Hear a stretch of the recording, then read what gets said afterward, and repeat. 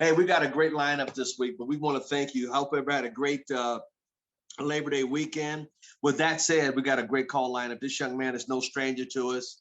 He hails from the San Diego area. His lovely daughter has just been an instrument. I get so excited when I see the two of them together and communicating. And what a great leader he is in San Diego. He's also expanding his business in other states and countries.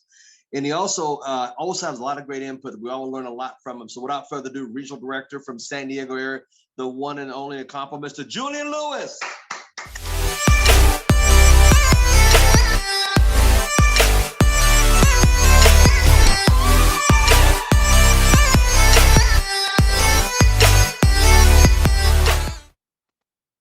I know it's great to see you. One thing I love about Mr. Thomas is, since I met him, he is always on the move. I don't know where in the world he's going to be. I know he was on an airplane yesterday. I have no idea where he was, but that's what I love about him and his lifestyle, because he's able to serve and help so many people. And because of the technology we have around, he can be flexible and go wherever he wants and do whatever he pleases, and still has time to connect with me, Jabri, Natasha, the leaders, and the new people in the team. So I just want to thank you for being a servant leader, being the person that you are, and always pouring into us no matter where you are in the world. So thank you so much, sir. And ladies and gentlemen, I'm really excited about today's call, because we're going to be talking about, if you weren't aware, if you didn't notice, we're going to be talking about how to create an impact and doing the right thing at the right time. How many of you were on Mr. Steve Payton's call last week and were blown away by what was going on? You guys were on that call. So you're gonna see a theme. You're gonna hear something similar from the leaders, and I want you to know that it's because all of us kind of had a light bulb or an aha moment because of something in particular. All right, so I want to talk about it because what we're going to be talking about today is going to build you, it's going to help you to build bigger. It's going to help you to build faster and more efficient in your business. Before I get into the information, I know most of you, a lot of you on the call know who I am, but there are a lot of new people that joined us this September. So first of all, I want to welcome you to the organization. Secondly, I just want to give you a little bit about my background so we're not complete strangers. Again, my name is Julian Lewis. Prior to getting involved with this company, I was a senior systems engineer. I was working roughly 80 to 90 hours a week at my job. I was averaging 50 to 60 flights a year. I really didn't have a lot of time for myself or my family, and that became a problem. But good fortune came my way. I was introduced to this project by my first mentor in this industry, who shared with me a system. And this is the important part. Remember, I was working 80 to 90 hours a week. He shared with me a system, and that system allowed me to build a business around my crazy work schedule, enabled me to come home to my family, and most importantly, I was able to become the type of father that I felt my daughter deserved. I was so proud of her. So Thursday night, Mr. Thomas, my daughter, I'm like, hey, what's going on? Daddy, I can't talk. I'm like, what? You can't talk to your dad? What are you talking about? You know what she said? I'm studying. I have 3 AP quizzes on Friday. And I told my brother, him and I both looked at each other and we had like miserable flashbacks. And I felt so bad for her. But the girl was positive. She was excited. But at 6 o'clock, I got a call. I got a call from the school, because they're in person now. And it says, your child may have been exposed to a positive person. I'm like, no. And I was like, I can't tell my daughter that she's fired up about these quizzes. Long story short, we were able to communicate with the nurse's office. She was able to go to school on Friday. Everything's good. And she crushed those quizzes. The reason why I'm telling you this is she's an 11th grader. And because of this business, ladies and gentlemen, I was able to be with her every single day during all of her foundation years to build that, where she didn't say, oh my gosh, maybe I can stay home. She wanted to go in and crush those quizzes. So I really owe it all to the training and the support and the system of ACM. If it wasn't for the system though, I wouldn't exist in this company.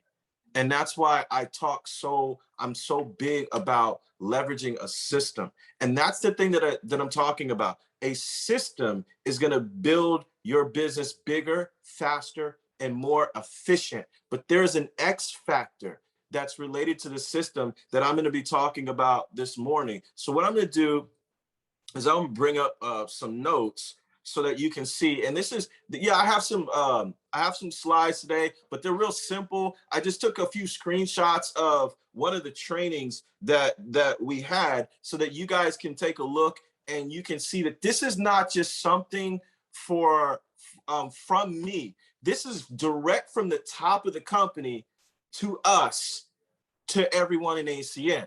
Okay, so if you look at this, there are 3 components to success. And even though Tony looks like he had has his eyes closed, I promise you they were open the whole time. It was just screenshots. And for some reason, every screenshot I took, it was like his eyes were closed. So there are 3 components to success. So if you're taking notes, you can write this down. You can screenshot my screenshot. It's all good. So if you take a look at here, here's how it works.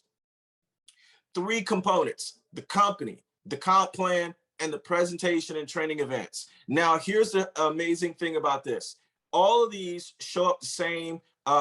Everyone has the same company vision. Everyone adopts the same comp plan. You don't have a different comp plan than I. You don't have a different comp plan than someone else on the call. And everyone has the same presentations and training events. So the only variable is how you show up and how you engage with these 3 components, okay? So that is extremely important to understand. But the X factor, the key to winning big in this business is promoting events. So what are your events? What are your events for ACN in 2021? Your PBZs. So if you're taking notes, first events, your PBZs, the next events. And these are the ones that Mr. Thomas sets out and puts in place for us. Your team virtual opportunity presentations and our team's virtual training events. And now we have some in-person events. So the end of last year, my daughter went on a hybrid schedule. So that meant a few days she was in school, and then the majority of the time she was still doing remote learning. And so ACN is shifting into a hybrid model where there are some in-person training events. So people that are excited about and want to go to in-person training events, they can. And guess what? We still have virtual events. So I know some countries are in lockdown. There are some, like in New Zealand right now, there's still a city in New Zealand that's on phase 4 lockdown, while most of New Zealand is on stage 2 lockdown, because we're actually starting to enroll some people in New Zealand, Mr. Thomas. So I figured this out too. So they're still in lockdown like we were last year.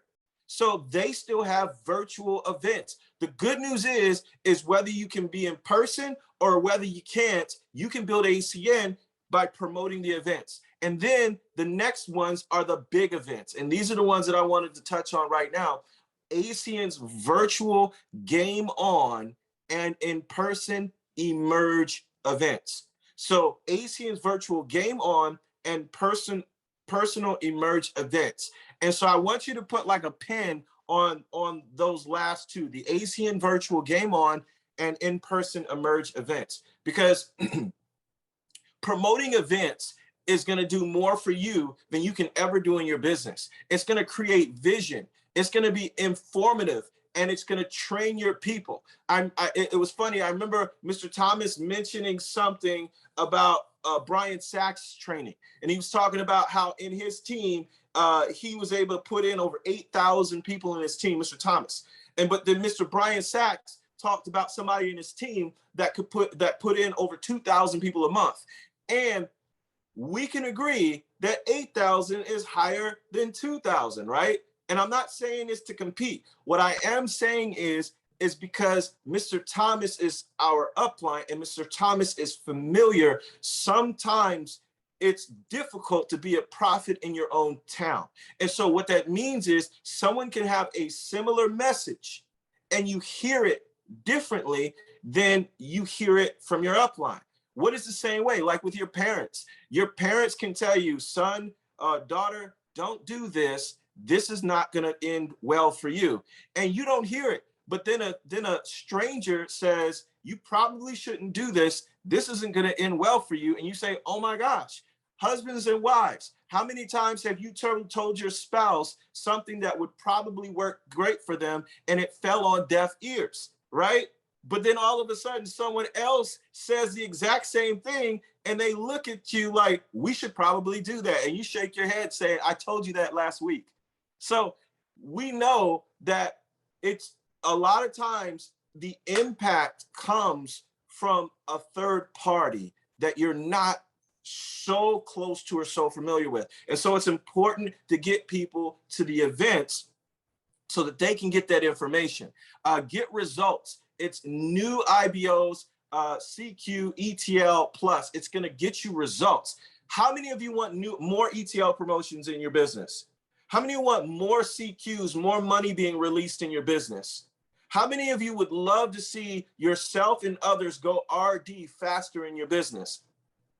Well, the X factor that's missing, if it's moving slow, chances are you have low numbers at the game on event, period. I'm going to repeat that. If it's not happening that way, you do not have large numbers at the event. So why is that important? Because if you don't have people showing up to the event, you're building the business with people that have low level belief. I'm going to say that again. If you're trying to build the business without promoting and getting people to the event, then you're building the business with a group of people with low level belief. It's like you're building it with a bunch of individuals, and somebody who gets them to the event has everyone on the same page, which means they might have the same amount of people, but they're building with a team. See, the team understands because their level of belief is high. You heard Steve Payton on the call say the thing that changed was his level of what? Belief. Remember, he said he had a trash team. And all of a sudden, he had the same trash team. What changed? It was his belief. Tony Kupas on the RD call talked about how they thought they knew it. They went to their first event, him and his brother, and he came back with 100% belief. But you know what? It was only him and his brother, and he was wondering why the rest of the team didn't have the level of commitment that him and his brother did. And he said, oh my gosh, we need to get the team to the big event. He got his team to the big event. And as he looked left and as he looked right, as the team went through the weekend, he saw them start to change. Their level of belief went up. And then they were able to create momentum because the belief was there. And so that is what's missing. And if you get frustrated, it feels like Jim Rohn said, you're herding cats in ACN. You know, it's probably because the events are not the biggest part of your system. So here's the thing. You can see Tony Kupas, he's about to go in and make a point. You can see him on the picture right there. The key to success is not just to teach the value of the event. This is the game changer. So I hope you guys are ready. I hope you guys are ready for this. It's to teach the value of bringing others. See, the mistake that Tony and his brother said they made is they just went by themselves. So it took the second event where they figured out to bring their team. See, you want to be efficient. So you don't want to get people registered for these events. Here's what you want to do. You want to make sure that they're committed to bringing people with them to their event. See, that's the game changer. The reason why you heard Miss Evelyn Phipps talk about when she got started, she saw myself, and it really isn't me. So I just want you guys to know, when she saw me on the charts back to back to back, it wasn't me. It was our team. It was our team, because I represented the team because they were part of my organization, I showed up on the charts, but it wasn't because I was like I was the gangster, I was the guy, I was it. It was because of our team. We learned something. We learned to get everyone to the big event. And because we got everyone to the big event, there were people getting trained by Mr. Aaron Burt and Mrs. Chanel Burt. There were people getting trained by Mr. James Adlam, Senior Vice President. There were people getting trained by Mr. Cody Mackey, Senior Vice. All of the best were pouring into my team. They left the event and they were able to build the business with or without me. And because we were all on the same page, we could all plug into whatever it was we were doing and get results. And that was the biggest difference. So your key to success is how you promote it. Tell your story, use testimonials, create curiosity. And so my story is crazy. I remember my mentor, he wanted me to go to the event. And so he said, Julian, you need to go to this event. I was brand new. So I'm going to be really blunt with you guys. I didn't want to go to this event because I thought, and this is going to mess you up, I thought the event was for the serious people, right? I'm like, yo, I'm brand new. Man, you know I have to work like crazy. I'm working 80, 90 hours a week. Now you want me to go to this event? Where is this event? And I remember the first time he shared it in front of the room. I want to ask you guys a question. How many of you have ever done this? Because this is what he did. He shared it in front of the room, and I looked the other way. Like I pretend like I didn't hear that part. Have you guys ever done that? Like I knew I didn't want to go. So I'm like, well, yeah, I didn't hear we're going to Texas. Like I didn't hear that part. So I pretended like that didn't even exist. And so so my mentor said, hey, I noticed you're not registered. And I said, yeah, I'll go to the next one. I'll go to the next one. And he said, Julian, if you don't go to this one, you won't be around for the next one. He said, that's what the numbers show.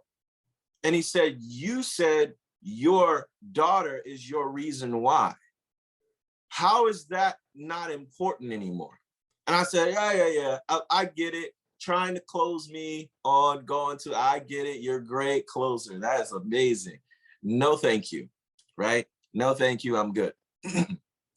So right before the event, this was like a couple of days before the event, he asked me to meet him at Starbucks in Mission Valley. Mr. Thomas, you've been to that one before, near the Costco. He asked me to meet him there. And I want to paint the scene. So I pull up at the time. I pull up in a 2001. Now, mind you, it's 2006. So I pull up in a 2001 Honda Accord Coupe, okay? I pull up on the left. He pulls up on the right in a yellow Lamborghini, all right? I get out of the car, I walk around to the passenger side of my car so I can be at his driver's side, and we're talking, all right? So he gets out of the car, and we're talking, and I'm telling him why it's not important for me to go. He's trying to convey to me the importance of going. Now, realize how silly this is. He pulled up in a yellow Lamborghini. I pulled up in the Honda Accord Coupe, all right? I should have been listening to his conversation, but my fear was trying to allow me to fight what he was saying. And I said, I don't want to go. I said, I just don't look. I'll go to the next one. And he said, Julian, here's what I need you to do. I need you to fill out the form. He went to the front of the car. He popped the hood. And if you guys don't know, that's where the trunk is. He popped the hood. He pulled out a Louis Vuitton briefcase. And he pulled out a yellow registration form. Now, this is old school, so we didn't have everything digital. And then he pulled out of his pocket a pen. The pen was a Mont Blanc.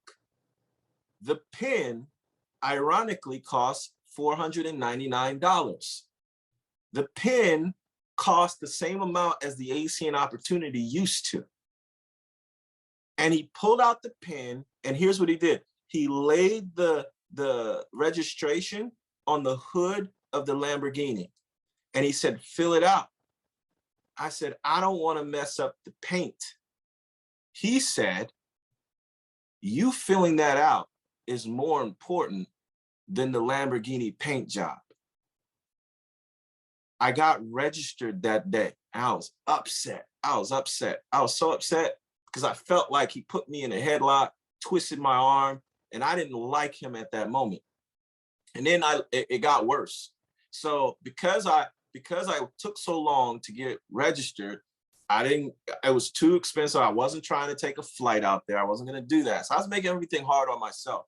And he said, no worries. We have a group, we have a team that's driving to Texas. And I'm like, oh my gosh. And so he says, here's what you need to do. Meet at one of my residences in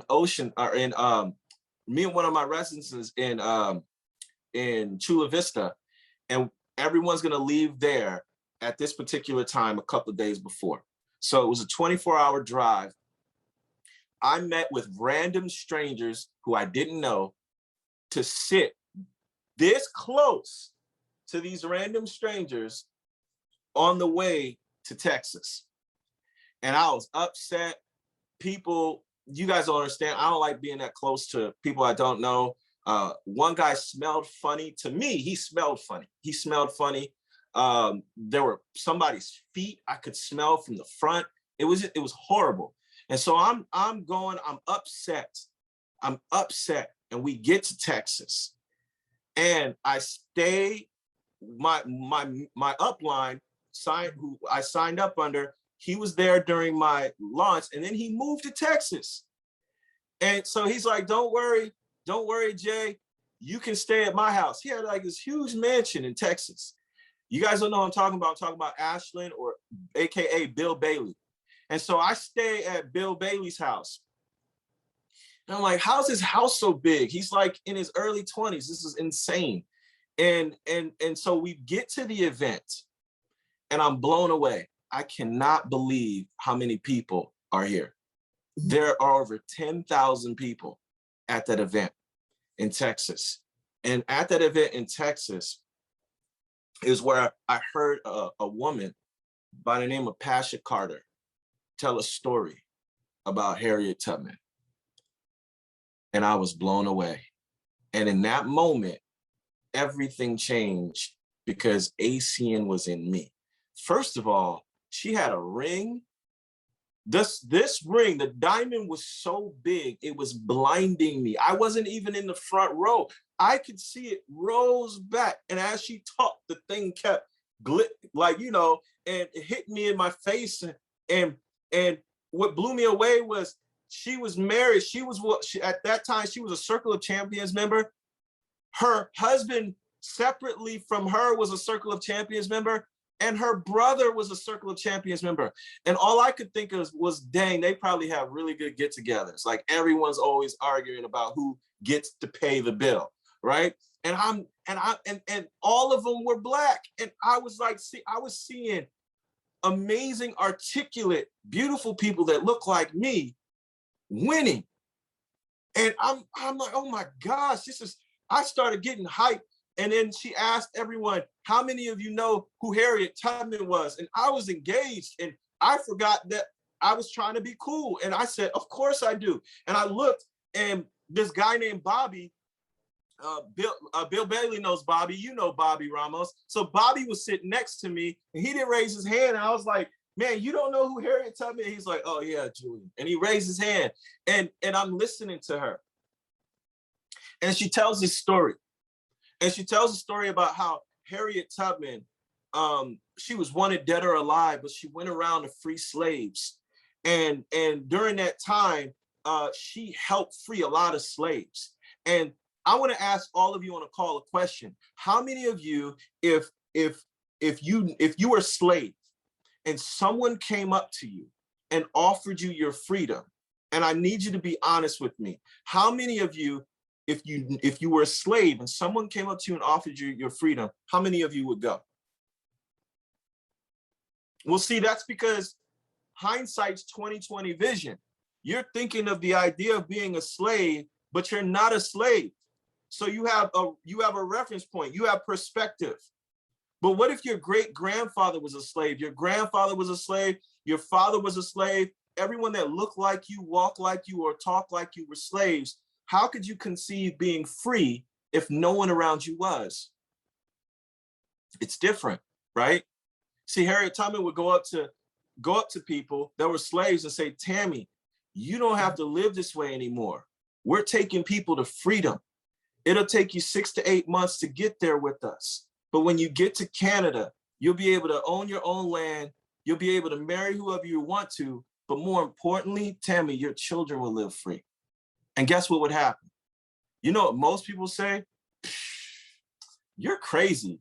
Don't you know what happens to slaves when they're caught running? I'm not going with you anywhere. I may not be free, but at least I'm alive and surviving.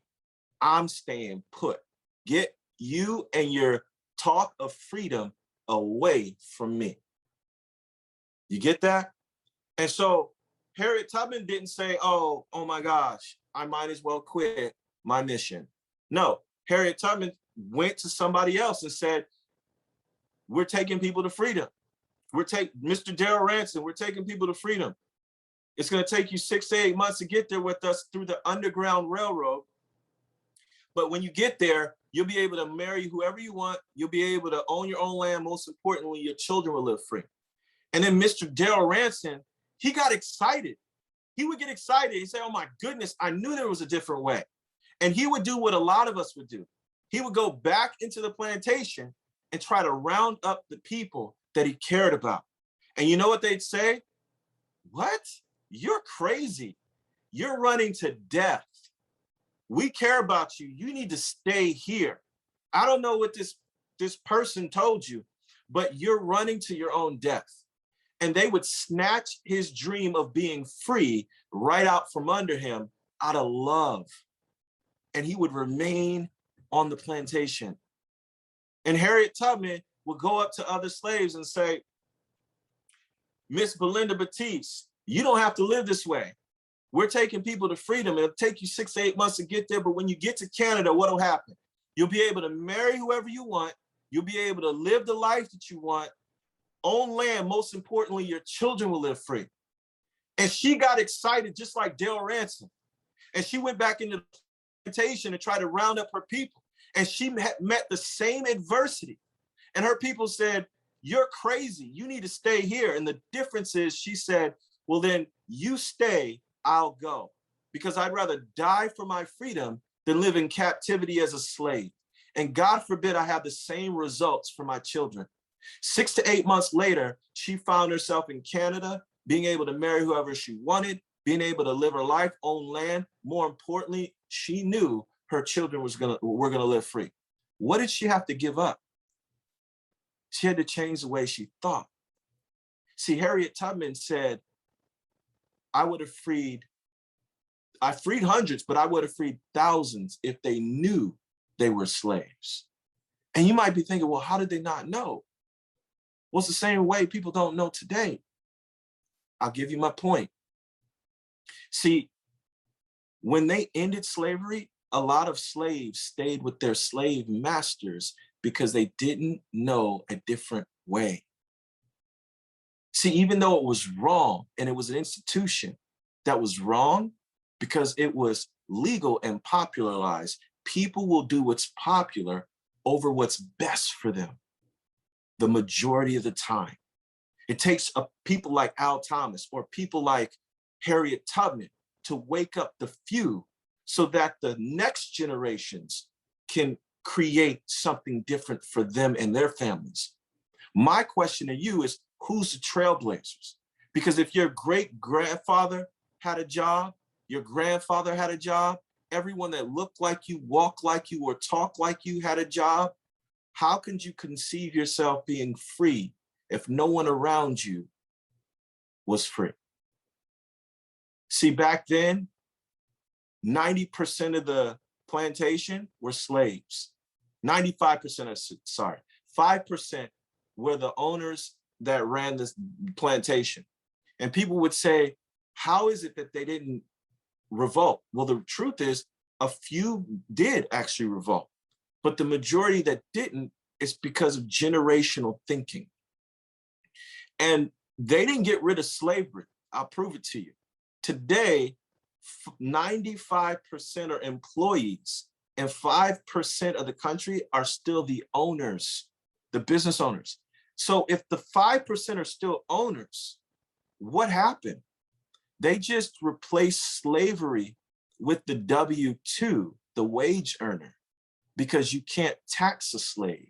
They found a more efficient form of slavery because you are actually in bondage for your time, which is the most valuable commodity on the planet.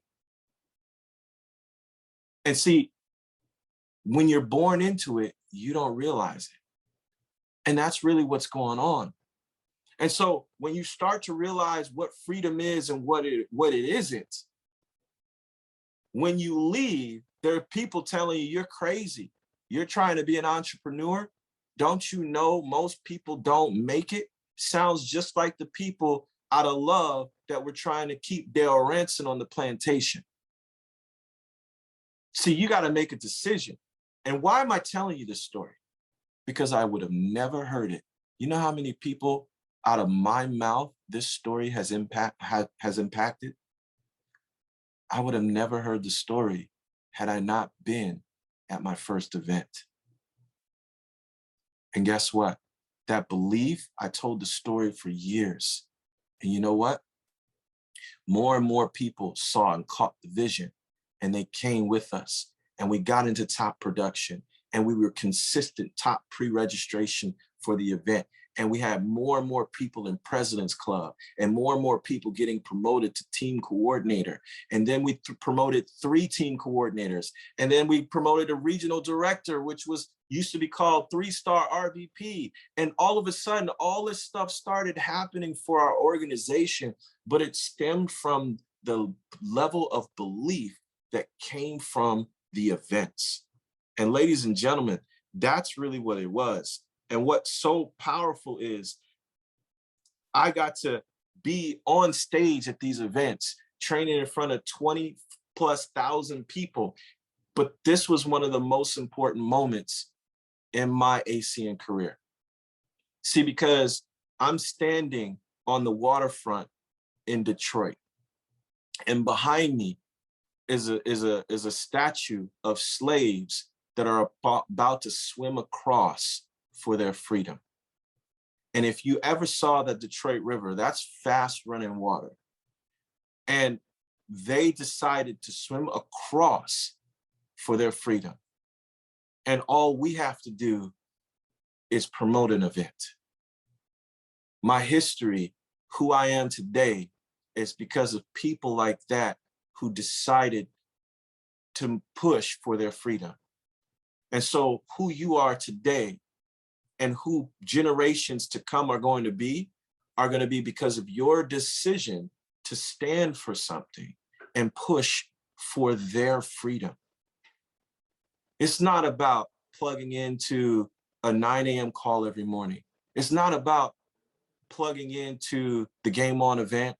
It's not about any of that. It's about what creates belief so you can go out there and make it happen. It's following the system. And so by doing these things, you create that result. So if you're not registered for the Game On event, listen, the Game On event is showing up here soon.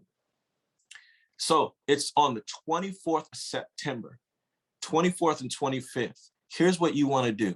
You want to get registered, and you want to register at least a few people today. Remember, it's not about you going. It's about you bringing your team. The next thing you want to do, and we're gonna talk about that next Tuesday, is you want to create momentum going into the Game On event. So do me a favor, set the foundation. What I need you to do as I pass it off to Mr. Thomas is I need you to go to ACN Compass, and I need you to, or your back office, and register for the event. And if you're brand new, every new IBO gets to register for the pre-registration, the early bird price of $29. Okay, so you want to make that happen, get registered. And for all of you that know people in the areas of New Jersey, Cleveland, Ohio, and in Southern California, we have in-person events, the Emerge regionalized national events, which are going to be like mini internationals. September 11th in Jersey, September 18th in Cleveland, Ohio, and October 2nd in Costa Mesa, California. That's Orange County. And the reason why, here's what you want to do. Remember, we build our business virtually. So every single one of us should be promoting the Jersey, Ohio, and California events. Why? Because all you need to do is get online and connect with people in those areas and get them out to the event. And now they're learning from the best of the best, and they're building a business. Now you have a business in New Jersey. Now you have business in Ohio. Now you have business in California. But how do you do it in a powerful way? You get everyone on the Game On event that's taking place on September 24th and 25th as well. And as you build, use these events, you're going to create an explosion. You're going to have leaders emerge like a senior vice president, Mr. Al Thomas, like a regional vice president, Platinum, Ms. Jocelyn Driscoll, like a Dean Tarali, like all these people that you heard of that came through the belief of these big events. And if you ask every single RVP and SVP what did it for them, I promise you the majority of them are going to say the difference came at one of these big events and the light bulb turned on. And from that, even our co-founder, Tony Cooper, said if he didn't go to the event, there would be no ACN, because his first event as a distributor with his first company, the belief in the industry came at that event. And if he hadn't gone, there would have been no meeting with Robert Stefanowski, Greg Provenzano. There wouldn't be a meeting because they would have never stayed in the company and they wouldn't have had the belief in the industry. You have co-founder type individuals that might be missing out on their opportunity because you're not pushing the event. I need you to think about that. So with that being said, Mr. Thomas, I will turn the call over to you, sir.